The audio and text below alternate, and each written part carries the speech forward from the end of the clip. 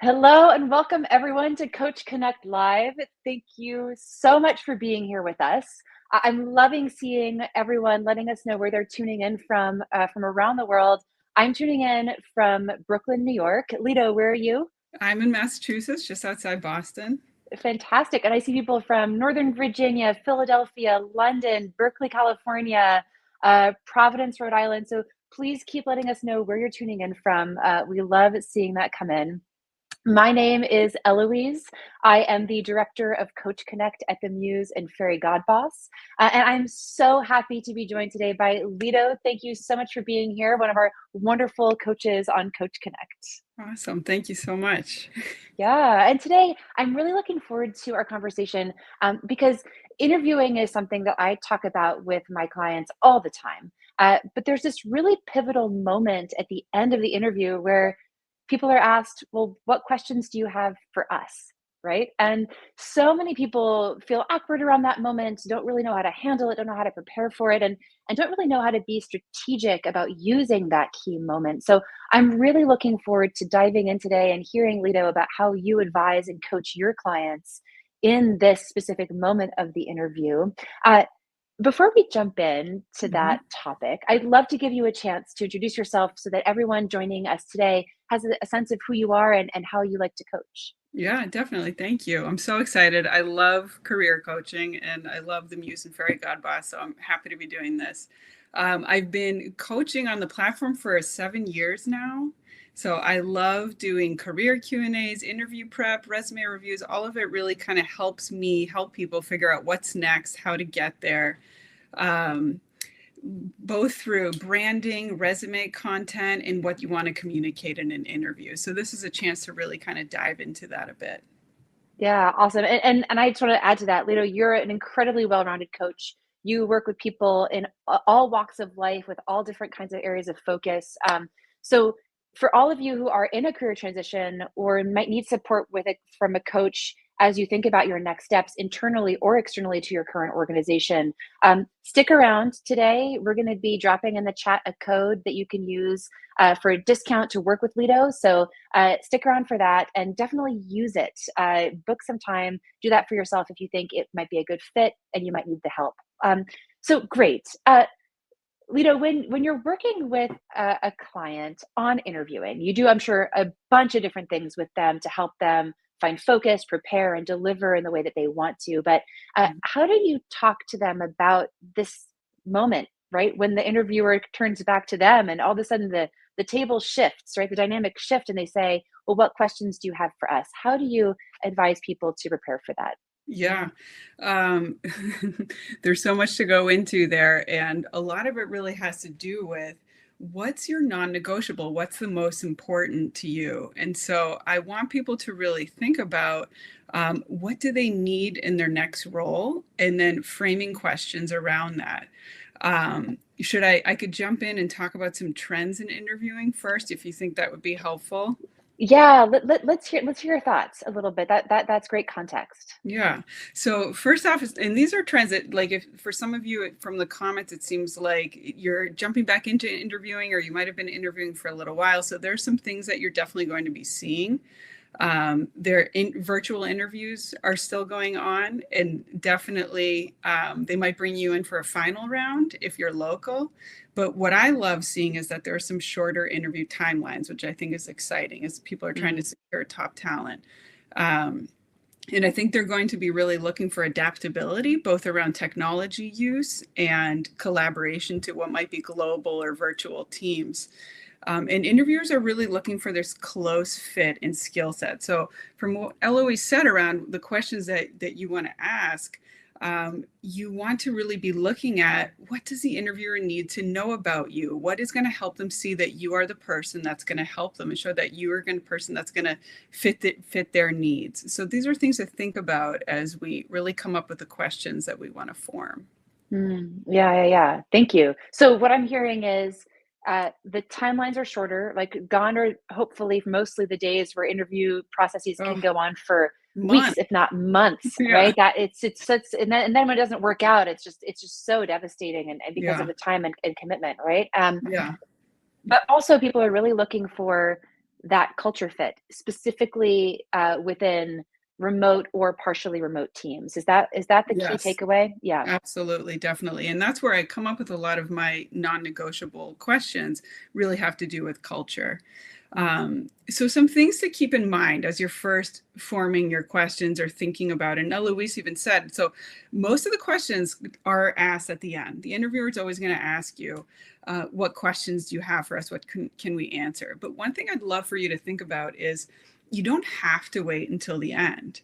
So if there's a question that you have already formed that really fits with what you're talking about with the discussion in that moment, my ideal is that you answer their question, but then you might say something like, that reminds me, I wanted to ask about automation and what you have in place.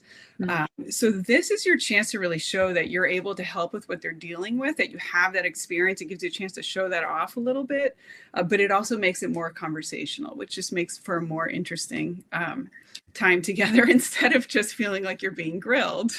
Yeah, totally. It makes it more conversational. It makes it feel like you're already in conversation with them as a team member, right? When Yeah. you're able to ask this question. So what I'm hearing you say is it's great to think about what questions you want to ask them ahead of time, but and also thinking, okay, how can I keep those questions for the end, right? And we'll Yeah. get there in a Yeah. minute. Save some for the end for Save sure. some for the end, but also be really tuned into the topics that you want to discuss with them. Because if they Mhm. ask you questions about that throughout the interview, it's your chance to kind of be like, hey, actually, I was curious about that, and start a Yeah. conversation there. Yeah, exactly. So it might, shift it a little bit, but it gives you a chance to show off that you have what they want.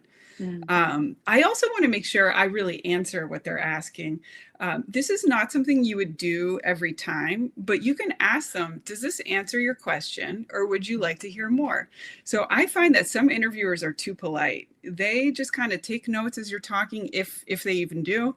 And they don't really tell you if you haven't answered the question or Right. Yeah. hear more.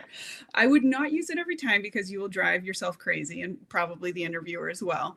But it's also a chance for you to be, again, conversational, but also a bit direct.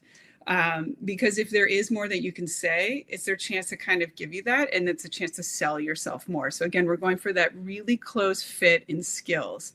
And if you haven't gotten that across in how you answer their questions, it's a chance to ask and then be able to do that. And really, as you think about that, you want to, as you're framing your question, so we're thinking about, are you answering their question? But also when you're framing your questions to them, I want you to really look at who's in front of you. Do your homework. Who works here? What is this company doing? Tell me more about their industry. If we don't do that homework, it's hard to really even come up with your questions in the first place. Right. Because they're going to feel general and not connected to the people in front of you, right? Yeah, exactly. Yeah. Um, and something else to think about as you're asking your questions before we get into the questions that you can ask is to be curious and be engaged. So just like Eloise, I feel that she's really listening to me as I speak. I mean, you want the same. So if you are asking somebody a question, they want to see that you are actually listening, that you're curious about their response. One thing you might do is actually take notes, and you can say to the person, I hope you don't mind, I might take some notes as we speak. So if you're going to ask a question, it's even better if they see that you actually care about the response and you're using that to make a decision for yourself. And it, again, also puts you in control and makes it more conversational, which is always a Yeah. goal for me. Yeah. I love that. I love that. So a few things that I'm hearing is that questions for them takes preparation, right? Mm-hmm. It takes preparation of knowing what your skills are that you want them to know about, preparation on what you're truly curious about learning so that you can also assess whether this is a good fit for you, right? Mm-hmm. And only asking questions that you truly want to know about. If not, it doesn't make a very interesting conversation, right? Yeah. And also making sure that you're asking questions to the humans in front of you, even if they're through a screen, right? And Yeah. really engaging them personally so that you can learn about their perspective, right? Mm-hmm. Uh, because that's what makes a good conversation and also forges connection between you and them, which can only help in a decision about whether to hire you or not. Yes, definitely. Absolutely. Those are huge. And so when I'm asking questions, if you want to hear about how I how I do that, uh, Yeah. I think about what are the non-negotiables. So we talked earlier about company culture. So we're going for good company culture, strong fit in skill set. You're someone who can help solve their problems. You're someone who can come in and make things better for them. But you want to think about what's important for you as you do that. So this might be, your non-negotiables might be around being on a team that gets along. You might really need a remote first environment. You're looking for a good manager. So asking questions is your chance to find out and see if these priorities are being met. Mhm.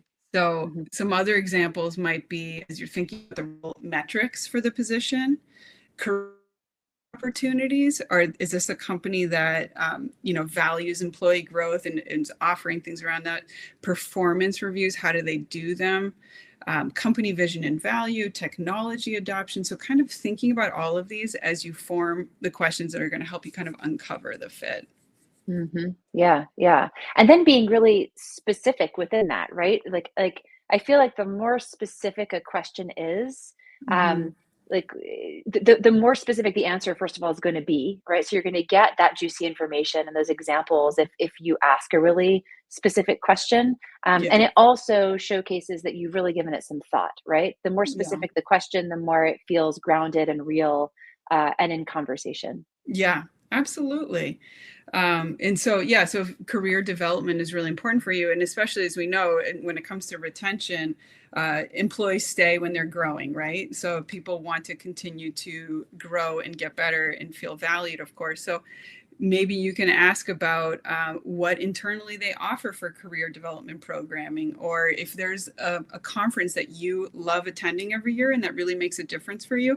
Find out if this is a company that is going to cover that annually. Is that something that matters to them as well? So it's like finding that fit um, that's going to really help you continue to grow in your career. Mhm, mhm. Yeah, yeah. And I find something that I really like to do, 'cause asking a question kind of without context feels kinda awkward to me. Um, and it's like the whole goal here is for it to not feel awkward, it's to feel Yeah. connected, and so, something I like to do is add context to why you're asking the question, right? Hmm. So it's like, not just being like, "What kind of opportunities do you have?" But starting off by saying, um, something that I've really appreciated in previous roles is the opportunity to do this because it allows me to grow, or because it's really taught me invaluable skills. Yeah. Then ask the question. And what you're doing by doing that is it just feels more conversational and connected, but Hmm. it's also your chance to share a little bit about what's important to you. And so you're not just asking a question, but you're teaching them more about you and your approach and what's important. Yeah. So it's double Yeah. bonus here. Oh, Yeah. definitely. And I love the directness of that as well. And it's like, I know what's important to me and I want that in my next role as well, Yeah. Yeah. which is great.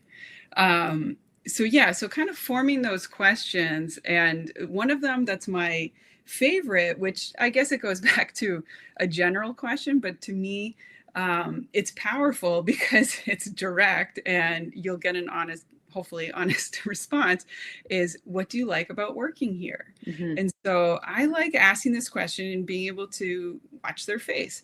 It's, do these people look happy? Is it hard to come up with a response, or do they smile and seem like they're ready to tell you exactly what they love about this company?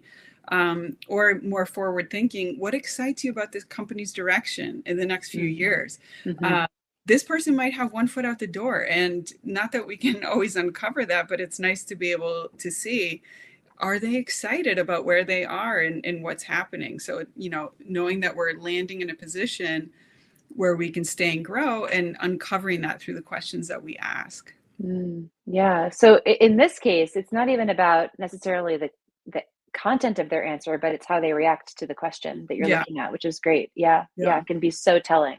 Yeah, definitely. And something that I wanted to mention is around being the solution. So, one of the most important things that we can do when we interview is show how we're there, that we can solve a problem. So, we're solving a problem for the company or for your team. And sometimes that comes through in the job description. You can tell what they're dealing with, or ideally, you have a contact there. And you might be able to ask ahead of time kind of what they're dealing with. And that's going to help you frame the questions you ask. It's also going to come through in your responses to theirs, but it's also going to help you it's going to help you decide what you want to ask, because then you can then kind of show off your skill set or show off your problem solving mindset, through the questions that you ask. If you're not able to uncover this ahead of time and it's not coming through in the interview, you might ask them about their most pressing challenges. What are they expecting you to address in the first 6 months? You can get really specific instead of kind of going through the bullets of the job description, but understand, what do I need to get to first if I'm the one in this position? But asking something like that, if you have the appropriate skill set, gives you a chance to then follow up with how you would address it, what you would do from there, so that they can really picture you being the one to solve it.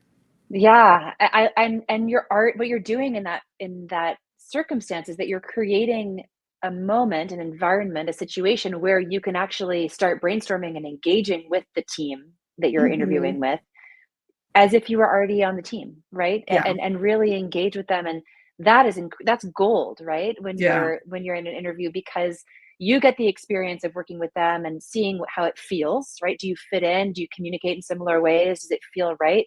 You're going to Yeah. be learning about what it's going to be like in this position, but they're also getting a sense of how you would fit in, and Yeah. if that culture fit is there. Yeah. Yeah, absolutely. So another one that I think is important to keep in mind is, and I think anyone who's interviewing right now who's listening to us has probably experienced questions around DEI, where the company it definitely is coming up in job descriptions of every role and industry. But so they ask you questions around how you're going to contribute to an inclusive work environment. But I think it's nice for you to ask that question back, because they shouldn't expect that only from the people that they're bringing in, but how is the company fostering inclusivity? How are they supporting diverse perspectives and decision making? So it's something that'd be nice for you to hear from them and kind of uncover. Yeah. And also understand where they really stand on all that stuff and what it actually looks like in practice. Yeah, Right. absolutely. Especially going back to non-negotiables and what's important to you and seeing Yeah. that. Yeah. Nice. Yeah.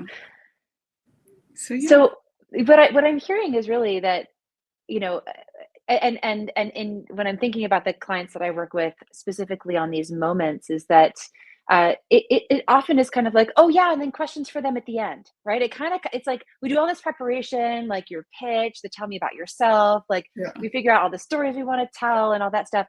But this can kind of be last minute in the way that we prepare for interviews, when in fact it's the last moment. It's the end of a conversation that really can seal the deal, and on one side, and also it's your chance to really assess and know whether you are interested in moving forward. And so it takes preparation. This Yeah. section is actually quite strategic, right? Mm-hmm. Do you want it to be a moment where you learn? Do you want it to be a moment where you actually change? Drive a conversation in a certain direction because you want to talk about something that's key to being Yeah. hired, right? So Yeah. you have a lot of choices to make in this part of the interview. Yeah, absolutely. You really do. And I think your curiosity as you ask the questions is really what kind of keeps the conversation going and shows that, wow, this is a candidate who not only has the skills, but seems to really want to be here and really wants to be a part of it. So it's your chance to kind of reinforce your good fit through the role from your responses, the questions that you ask as well, and then also just how you respond to them. Yeah, nice. Any final words of advice before we take some questions from the audience? I would love to hear questions. My Great. one thing that I want people to write down, if you like to take notes, is be the solution. Just show they have a problem, you're here to solve it. And that can come through from everything that we've talked about today. But now I'd love to answer questions. Awesome. I love it. Okay, let me take a look here. And everyone, as we keep taking questions today, if you have more, put them in the chat. We'll try to get to as many as possible. Let me see here. How does this work with organizations where the interviewers are not the hiring manager or stakeholders that you're going to work with, but instead they're trained interviewers who are sophisticated, who use a sophisticated scoring grid, right? Do we keep the questions for like, how do you ask questions in those circumstances? Do you have any ideas there? Sure. I mean, I would still be looking at, I think the non-negotiables aspect still fits in because it sounds like some of these might be on your team. These might be your team members, people you might be working with directly, possibly. Or is it referring to any of those? I think the question here really is like maybe when it's someone who's not on the team at all, Hmm. and they're just maybe a screener, or this could be a recruiter could be doing this Yep. role, or just Okay. someone who's like on the recruiting team at a large organization like Facebook or Google, Yep. and you're not actually going to be working directly with them. How do you think about asking them questions in a thoughtful way? Okay, I see. So that's where I like, you're not going to get into the team details, but I still want to uncover happiness, culture, healthy work environments, from those conversations. So I think you could still be asking what do you like about working here? I think could still go a long way. And if it is a recruiter or someone on HR, I would really stress asking around professional development opportunities. What are they doing internally for career development? How do they do performance reviews? Mhm. Are these just a once a year and we never talk about it again? So, because just from the work that I do, I know how much this contributes to retention and engagement. So, if they are non-team members and you really want to uncover what kind of place is this, and of course we can look at Glassdoor reviews and anything else, I would still be asking these questions directly to see how are people responding and what's available to you as an employee. Yeah, nice, nice. So again, like adapt to the person in front of you, right? Yeah. As you said earlier, Yeah. and tailor the questions to the best of your ability to keep learning, Yeah, right? definitely. Yeah, yeah. We have a few questions coming in that are beyond this section of the interview, so I'm going to intersperse Mhm. them here. Sabrina asks, "What's an effective way to follow up with the hiring manager if you find you have a question or two come up after reflecting on your notes and the interview?" That And she says, AKA critical questions that would make a difference to your decision. Yeah, that's a great question. I love that. Well, actually, I should say it's a great opportunity because we always want to send our thank you note after the interview. It doesn't need to be right after. I mean, even if it's the next day, day after, time it according to the interview. There's your opportunity to ask that. I probably wouldn't ask like two or three, but maybe there's a chance to ask one, maybe two if you need to. So it could be something like, go do your thank you note, reiterate, your excitement and fit for the role. I'm sorry, I forgot to ask. I would love to know. And then, and there'd be your chance to ask your question. It gives a little bit more content to the thank you note and also shows you're really thinking about it. Yeah, yeah, yeah, nice. I think, yeah, if you're curious about something, ask, right? Yeah. It's like, why Nothing not? to Just keep lose. that conversation. Yeah, nothing to lose. Nothing. All you're just doing is showing curiosity and willingness to understand and connect. Yeah. Let me see here what other questions we have. Um, there's one here. There's so many coming in. Um, we have one here. Uh, So one comment, which is just more of a comment than a question, I believe, it's having been on both sides of the interview. When someone I'm interviewing for a role has no questions, they instantly go to the bottom of the pile. It creates a feeling of disinterest and disengagement, right? So Yeah. it's basically what we've been talking about. Yeah. It's absolutely essential to come prepared with Yeah. those. And it happens Um, more often than you would think. It's surprising how many people don't have questions. yeah, they'll have questions. Exactly, exactly. Um, so one question is, if you had like could you walk us through one more time like the key questions that you think are just ones that are great to have in your back pocket as Hmm. needed, if for example you're in front of someone that you didn't realize was going to be on the panel and so you haven't really thought through who they are, or you're still trying to just like engage your audience. You Hmm. mentioned a few. Can we maybe go through those as a list so people can write those down, and then Yeah. if there are any to add to that? Sure. I will list off some of the questions and I can go through the categories as well. So, one that I didn't say, but that I really like is how does the team celebrate success and learn Mhm. from, or did I say this one? Now I don't remember. No, you haven't. Okay. No. So, how does the team celebrate success and learn from challenges? Mhm. So, this will give you a chance to look at healthy team dynamics. And this is a question that you could ask people who would be your peers and a hiring manager. So this is a lot of these questions you truly can repeat with different people. Mhm. So again, this goes back to the solution one. What are the most pressing challenges this role is expected to address in the first 6 months? Mm, So this is demonstrating problem solving. yeah. And again, it's if you have not uncovered this or if it has not come up earlier in the interview. Yeah, and if I just one note on that comes to Mhm. mind, what I love about that question is that there's a timeline to it. Um, Yeah, it's much easier for people to answer questions if there's structure to it, right? So it's yeah, like in the first 6 months or in the next 6 months, like what are those challenges? Not just like what are the challenges for the role in general, which yeah, will give you a general answer and maybe not exactly what you're looking for. yeah, So think about like what is that timeline that you're really curious about that you need yeah. to know depending on the role and the position. Yeah. Yeah, definitely. So when I mentioned earlier, one of the topics is technology. So Mhm. you might ask, like, what AI tools are in place, or it could be automation. How are they used? And so this is something to really consider because I see this a lot with clients of not wanting to go backwards. So if you're coming from a place where you are the person who already implemented everything, or they finally signed on and got the platform that they needed, it's Yeah. so painful to have to go backwards. Or maybe you're super excited because you're the person who's going to implement it for this new company. But so Mhm. technology is one to really think about, what do you need? What do you want to have in Interesting. that job? Yeah. Yeah, I've never thought of that question. It's a really good one, that perspective you just shared. Yeah, Yeah. super Yeah. powerful. Yeah. Um, yeah, so that's a big one. Career development, I know I mentioned hybrid or remote work environments. I think this comes out quickly in the process, but what I'd be looking for if you're going to be hybrid or remote is strong collaboration and good tools.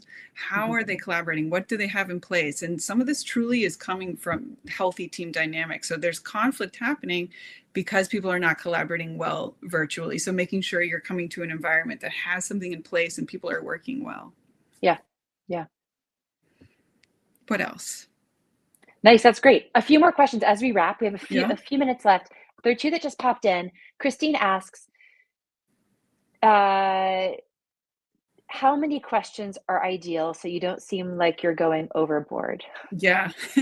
um, I know you don't want to go crazy. I really would just have like, you could have like 3 to 4 prepared and ask like 2 to 3 because it's going to Mhm. end up how much time is used during the interview. One is the bare minimum, two is Yeah. great, and like 3 if there's time, I would say. Yeah, I think that's right. The Yeah. idea really is to start a conversation, right? Like these Yeah. questions, it shouldn't ideally, and there's no wrong scenario here, but ideally, it gets into a conversation. The first question you ask leads to a conversation that then allows you to ask more questions, and it just becomes that conversation at the end. Yeah. But I would say, yeah, 3 to 5 questions prepared Mhm. is probably safe, right? Yeah, Yeah, absolutely. yeah, I see one I could answer from Christina about asking about yeah. training that the company Mhm. provides while still representing yourself as a solution with the skills needed. I love that question. Yeah, great. So yes, we're coming in, we're looking at the job description, we're looking at what are they asking for. Being the solution is someone who has those skills. But as employees, as people, we're constantly growing. So I see this as, what does the company offer internally? So there are a lot of companies that offer training on presentation skills. They might offer an advanced training in a technology that you're using. They might do personality disc assessments, other personality assessments to see how people work together. So these are the kind of things. So to say that they're just investing in their employees, not that you're missing a skill in the job description, but that you're someone who wants to continue learning and growing. Yeah, So hopefully yeah. that helps. Yeah, totally. I think it's not it's really about what do you want them to learn about you when you ask that question. By asking that question, you're clearly someone who is invested in learning and growing Yeah, beyond what you currently bring to the organization, and that's for most organizations a big plus, right? yeah, Someone who's going to definitely. be proactive. Yeah.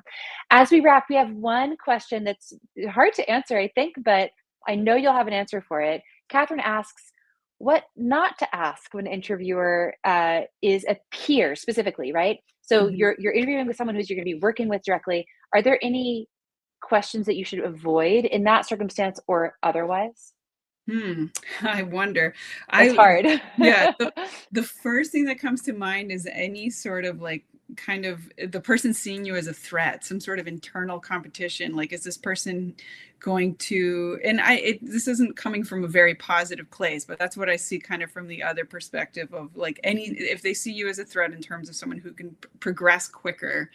I guess I don't have a real answer. I'm not sure. Sorry. It's tough to answer. No.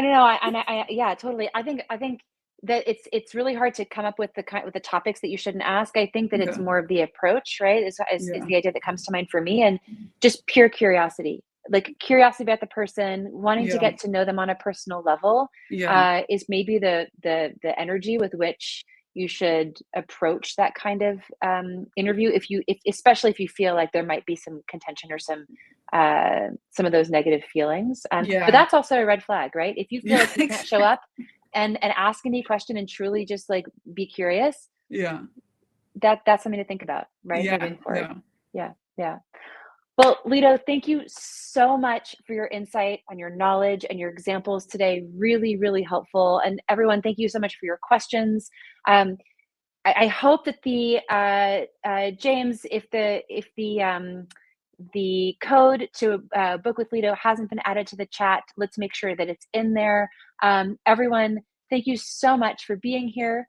Check us out on Coach Connect. You can share and rewatch this video on YouTube and on Fairygodboss, and also watch all the other ones that we've been doing for several years now there. We will see you soon. And Leto, again, thank you so much. Bye, Thank you. everyone.